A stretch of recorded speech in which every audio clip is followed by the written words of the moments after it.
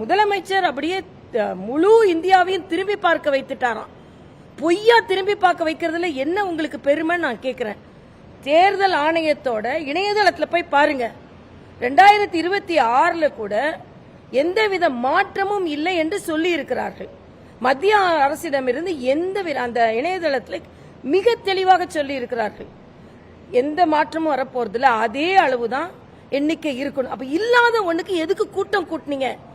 அப்ப மக்களை ஏமாற்றுவதற்காகவா? இதுல வேற சிவகுமார் என்ன சொல்றாரு, அங்க உள்ள துணை முதலமைச்சர் சிவகுமார் நம்ம மாநில தலைவரை பார்த்து, நீங்க அங்க வேலை செஞ்சவங்க தானே, உங்களுக்கு உங்க மாநிலத்தின் மேலாம் அக்கறை இல்லைன்னு. எங்க மாநிலத்துல மேல அக்கறை இருக்கிறதுனால தான் உங்களுக்கு நாங்க கருப்பு கொடி காமிச்சோம். இந்த மாநிலத்தின் மீது அக்கறை இல்லாதனாலதான் ஸ்டாலின் குடும்பம் உங்களுக்கு அப்படியே சிகப்பு கம்பளம் விரித்து வரவேற்று கொண்டிருந்தாங்க. நாங்க எதற்கு நேற்று கருப்பு கொடி காண்பித்தோம்?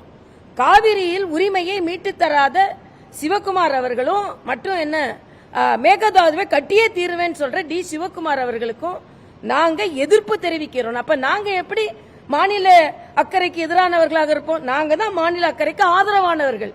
காவிரியை நம்மை ஏமாற்றி கொண்டிருக்கோம். இந்த தஞ்சை மண்ணுக்கு பக்கத்தில் இருக்கின்ற காவிரி மண்ணில் தான் சொல்றேன், காவிரி விவசாயிகளை ஏமாற்றி கொண்டிருக்கோம். ஒரு துணை முதலமைச்சரை கர்நாடகாவிலிருந்து கூட்டிட்டு வந்துட்டு ஆராதிக்கிறார்கள். அப்ப யாரு தப்பு பண்றா? ஸ்டாலினிடம் விவசாயிகள் முதலில் கேட்க வேண்டும். அதுல மாநில தலைவர் தம்பி அண்ணாமலையை பற்றி சொல்கிறார். நாங்க கேட்கிறோம், அவரால் உழைச்சி வந்து இன்னைக்கு மாநில தலைவராக இருக்கிறாரு. இவரு தயாநிதி உதயநிதியை சொல்லும் போது உதயநிதி மாறன்னு சொல்றாரு. இப்ப யாரு நம்மளோட துணை முதலமைச்சராக இருக்கிறாருன்னு கூட அவருக்கு தெரியல. ஆக ஒரே ஒரு குடும்ப விழாக்கு 3 பேர் குடும்பத்தை சார்ந்தவர்கள் தான் எல்லாரும் வந்தாங்க. அவங்க கூப்பிட்டாங்க.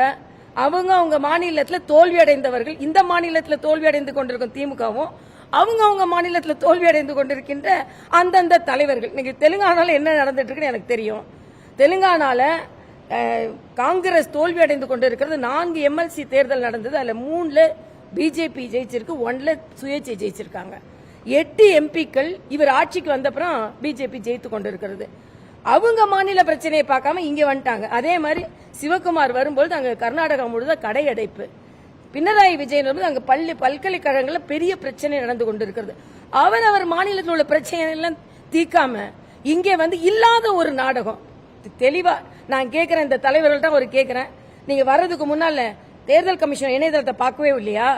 2026 தேர்தல் எப்படி நடக்கும்னு சொல்லவே இல்லையா? பார்க்கவே இல்லையா நீங்கெல்லாம்? ஆக மிக தவறான ஒரு கூட்டம் நடைபெற்று கொண்டு இதுல பெருமை வேற. அதே மாதிரி சகோதரி கனிமொழிக்கு நான் எனது கண்டனத்தை தெரிவிக்கிறேன்.